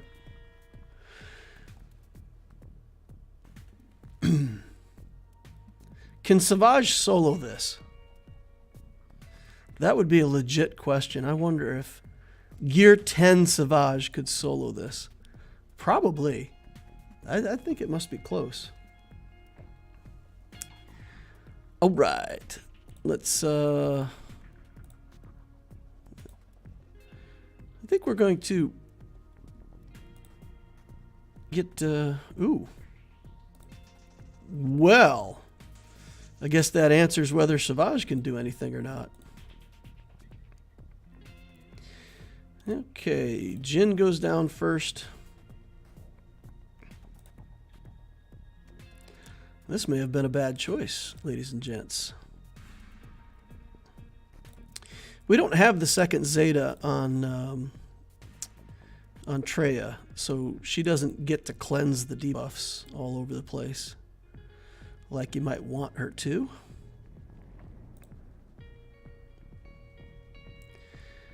Okay, let's yeet the robot out of here.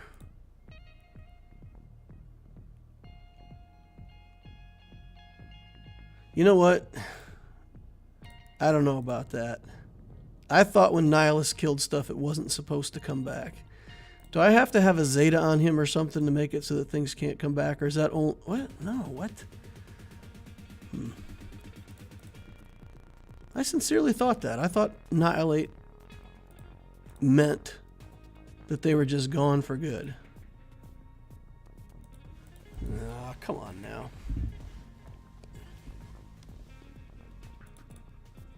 Gotta go read me some kits.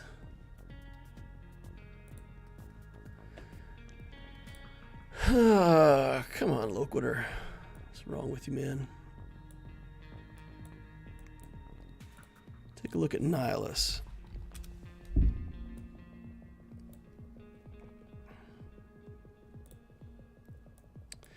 Yeah, there you go. It's an Omega. Good gravy. All right. Let's put some Omegas on this guy.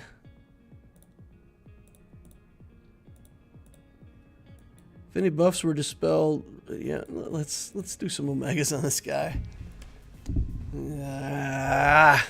All right. I wasn't crazy. I wasn't crazy in remembering the skills. I was crazy in never having put the Omegas onto his skills. Oh no, oh no, oh no. Alert, alert. Mod energy overflow. Get it out of here. Quick, quick. 144. It's a disaster. Energy not counting up. We better knock down some of our regular energy here too. It's at 140. So we need to head over to Farmer Brown and hit up one of these nodes. What's the objective for the day today? Let me look here real quick over on the Obticeo account. Objective for the day is Cantina energy, so I can spend this anywhere I want. All right. Phew, energy reduced. It'd be terribly inefficient to have this energy maxed out and not be getting energy. Makes me twitch. I'm not getting my stuff for free. Some kind of crazy OCD there, huh?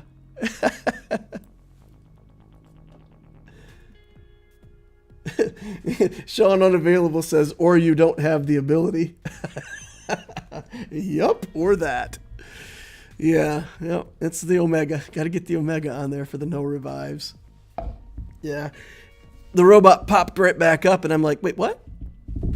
Isn't he supposed to be gone for good? Didn't I annihilate him? Didn't I turn him into atoms? Dispersed him with the use of the Force?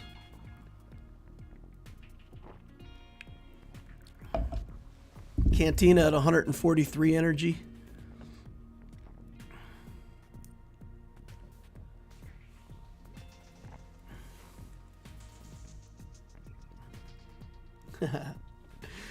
All right, what are we going to do on this Obticeo account? This is going to be like really short, brutal, dark, and sad. All right, stats on this guy, 5.5 million, 2.2 in ships, 3.2 in characters, 10,000, so he's 2 years and 2 months, 2 years and 3 months, something like that. A bit over 2 years old, not quite 2.5. Nice. He's got Malevolence. I believe he's also got Negotiator, right? Yeah, Malevolence and Negotiator are done. Hux is 7-starred. Chimera home 1, ready to go. Oh, wait. My goodness. I gotta go back to Loquitur. Holy cow. We didn't even play Fleet yet. Oh, man. Sleeping on the job. Look at this thing. I got so excited about going to read kits that I didn't play fleets. Yikes. All right, let's get in here. Let's play these fleets out. Let's use the Radish here.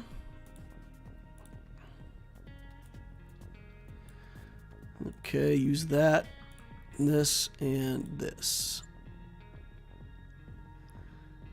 Okay.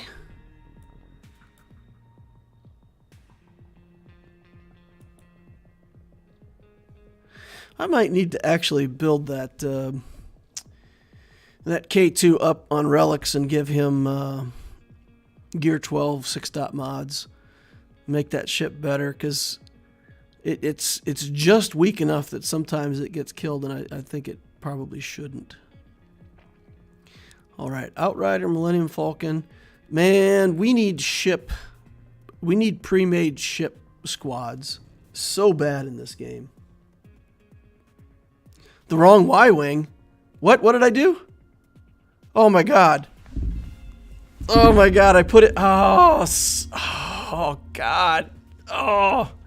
Do I have to do that every GAC? Oh my goodness. So I'm talking about how badly we need to have pre-made ship. And exactly as I'm talking about it, I mess it up. I need to sort by rebels. Every time I do this, I need to sort by rebels only. Oh my goodness. We're going to drop this now. We're going to drop this battle. That's so infuriating. All right. Let's see if we can dig it out somehow. Okay, heal that up.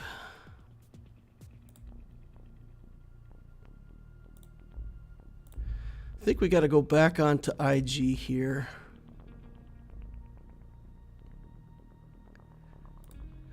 We're not going to get any assists off of any of this stuff, though.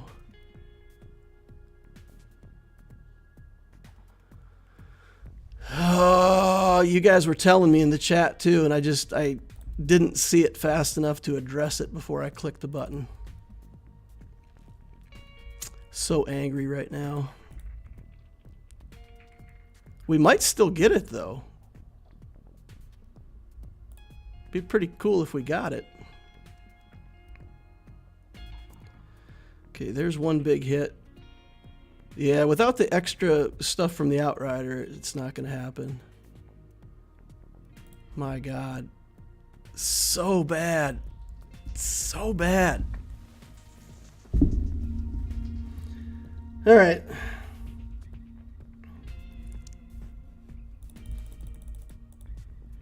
Back out.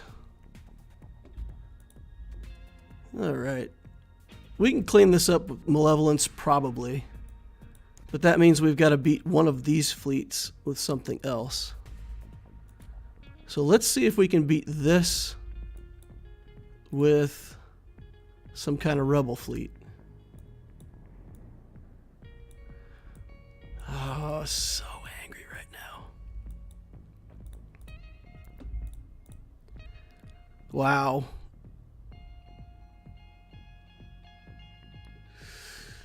That's really not much punch right there. Let's see. Let's see what else we've got.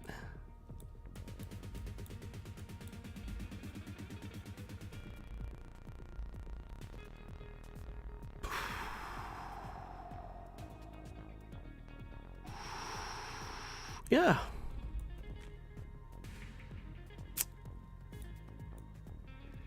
Can we make 2 Galactic Republic fleets without a tank?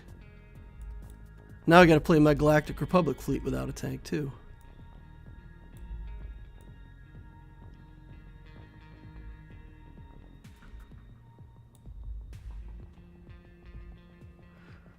Wow.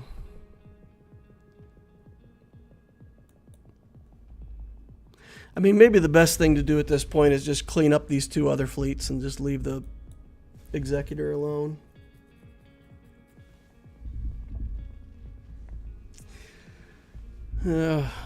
Good. I have... Oh.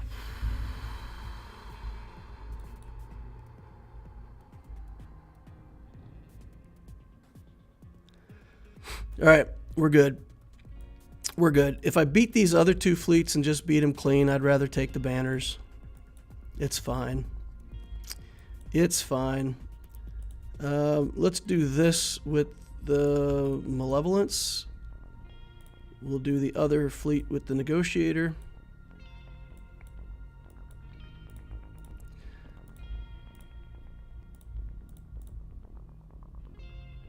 Okay.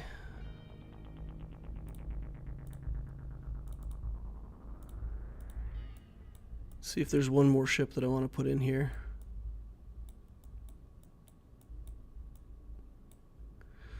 Starting 3, 4, 5.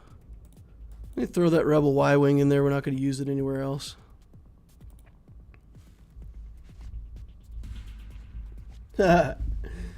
Nothing worse than missing a detail that potentially sinks your whole match.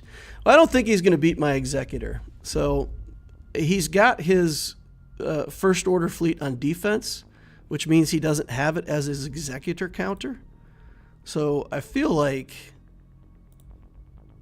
it's kind of a done deal, and that he can't clear my Executor either. So then it becomes a matter of efficiency, and I can't see him being more efficient on clearing than I was, because we didn't drop a single battle, and we did a lot of solos and high banner wins. So I think we're in good shape. I really don't want to target here because I want to kill the shuttle, but that's fine. Shuttle dies. This dies and we're good.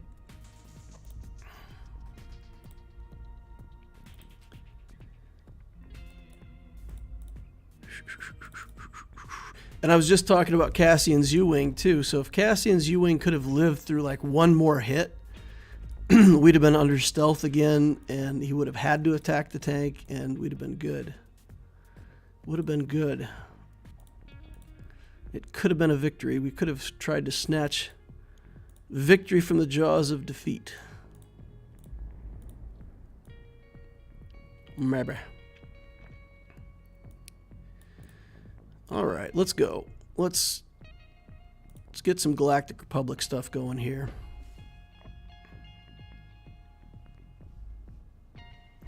Y-Wing could have gone with Home 1, but I don't have anything else.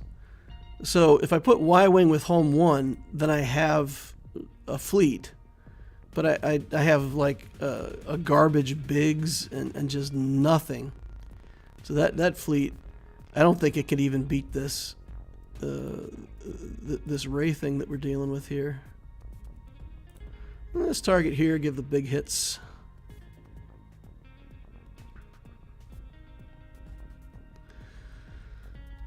Okay, let's bring in Plo to get banners back if we can. And then this should be it. Wow.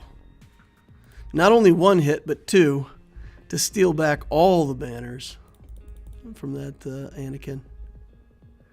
All right, and we just chalked this up to being dopey, derping out.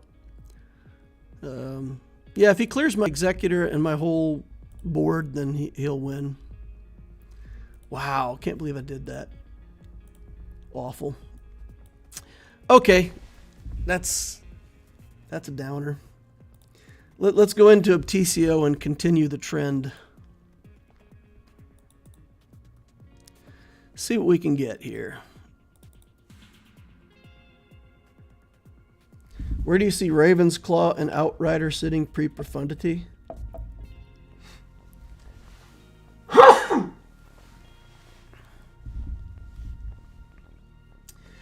My experience, I didn't get Raven's Claw to R5, but I've heard some other people say that it's really pretty lackluster.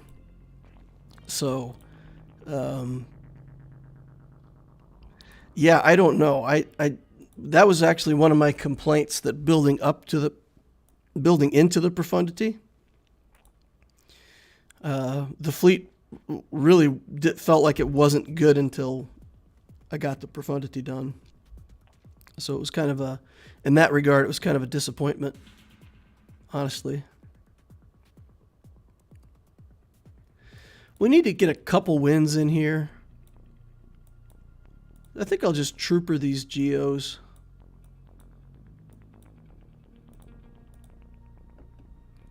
We'll do Veers, Gideon, Dark. That should be enough damage. 2 mass assists, turn meter drain, and a Dark Trooper socking them in the face. We won't have Piet to give them, you know, the Emperor's Trap and the extra buffs and all that stuff, but yeah, you gotta do the best you can with what you got. Here comes the drain. Let's try to get our first kill off of this. No, we didn't. That's fine. We're gonna do a mass assist here in a second. Can't use my Datacron because Veer's not relicked. There's the first kill. Brute Alpha going down. Poggle is next on the hit list. Oh man, they almost took 1 instance of life from the Dark Trooper. Bye-bye. Look at that.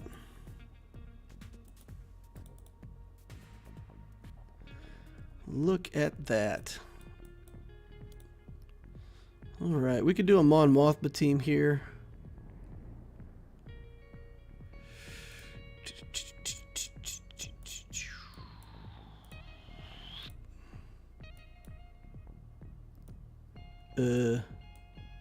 There's Jin.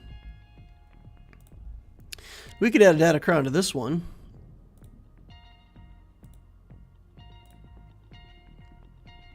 wish I had one with just a bunch of tenacity on it. That would be fun. We'll do crit avoidance. Why not? I was looking at the crit avoidance. If you, like for my JMK team on Loquitur, if I could get a Datacron that had like all crit avoid, that would be pretty fantastic. Let's see if we can stun Dooku here. Nope. Alright,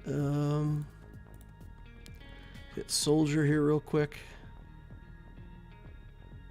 Throw the grenade. Let's just stay on soldier because I don't want tenacity down all the time. Alright, now we gotta act like we want to kill Sunfac, even though we don't really. Get some stuns. Steal turn meter again. Oh, we didn't steal any, but we did get the stun, so that's pretty good. I love the control on this Mon Mothma team. It's just like, if you debuff me, I'm going to take off the debuffs. If you stun me, you know, I'll still get turns. If you kill somebody, I'll just revive them. I mean, it's not a flashy team, but it feels super reliable.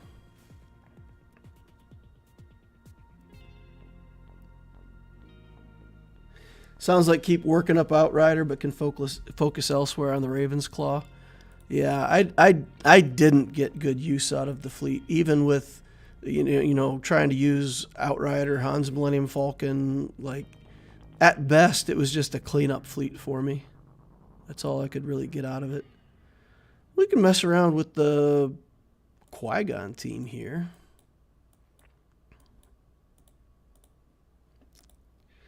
Try to see if we can get something done with the Jin Man.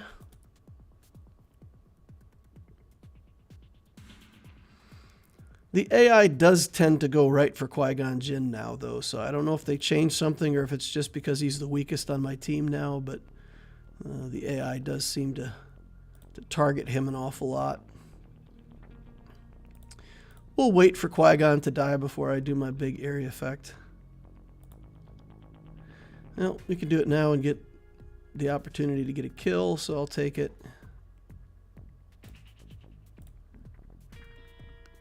Okay, jump over here. Some big retaliation. All right, get that out of here. Shatterpoint over here. Mace is like, there's a secret to my tanking. I bet you wish you knew what it was. Okay, stunned. Oh, he's out. Bam. That didn't look too impressive though, did it? All right. We're dazed, so we can't bring in the assist. All right. Got to get that daze off of Anakin sometime soon. Oof. Wow. It's like hitting a brick wall right now. It's crazy. Even with the bonuses. Out. Ah, that's a surprise. I thought I could get that done with that little team. Not enough. Too much recovery. Too much recovery. My Iden team's not big enough to deal with this. Yep, let's be done on the Obticeo account. I could take another couple swings at this. Probably could use Vader to clean it up, maybe. Clones would clean it up for sure, right?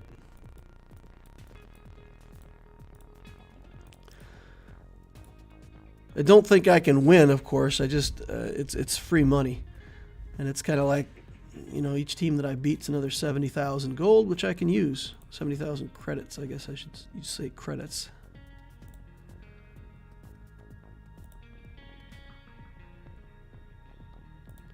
Yeah, we'll do that. Let's get more clone turns, get more turns for Rex. Almost on aerial advantage. We wouldn't kill Bosk with that right now. Can't even kill Grief with that. Relic 3 Grief, too tough.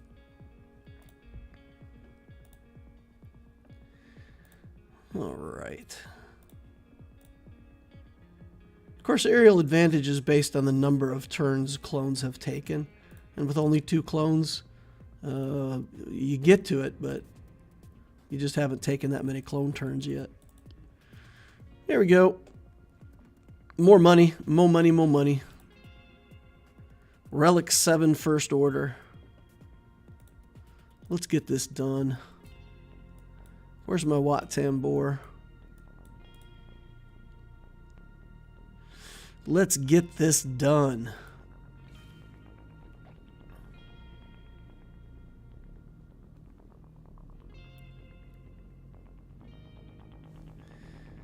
Okay, let's put the tank tech there first.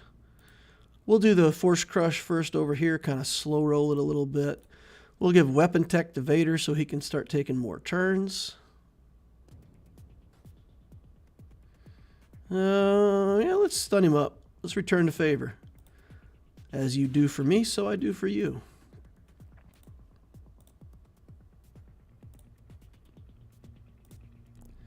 All right, we'll get another Force Crush off here. Oh, Watt's down. Watt is down. All right, we should be able to yeet him. No. No yeeting to be done yet.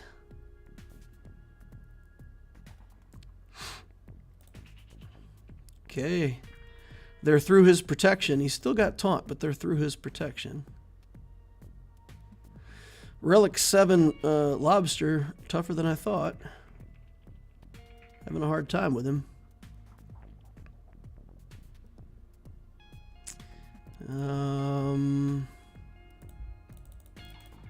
Yeah, we'll get taught back because of the box. Let's just heal a little bit.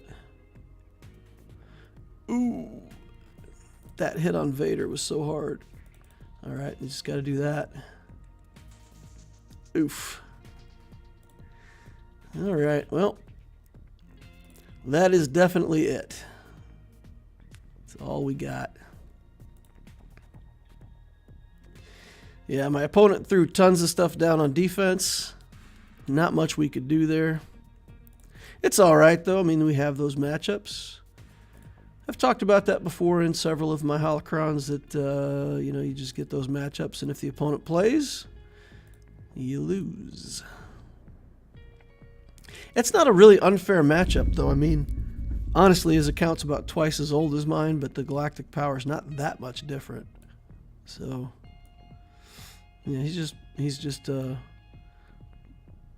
got some more stuff than I do in his galactic legend.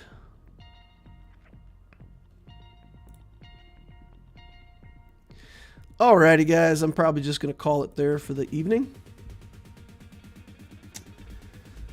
Don't see a whole lot of other questions over in chat, so anybody that didn't hit the like button on the way in, if you could hit that on the way out, I would certainly appreciate it. I'm going to get off of here, and I'm going to go back to work on Imperial Doctrine so we can get that issued out to y'all. So hopefully I'm about 2/3 of the way done with the presentation. Then I have to do some fact checking on some squads and stuff, and then hopefully we'll be getting it out soon. I'm actually going to have to do this one like in 3 parts. If I did it in 1 part, I think it would be like 3.5 hours long. It's crazy how much more stuff is in here than was in the Imperial Doctrine. So it'll be a while, but get those churned out as soon as I can and get that out for you guys. Thank you all for watching. Appreciate each and every one of you. Hope to see you over in the Discord. Link is in the description down below. Come join us. See you in the next holocron.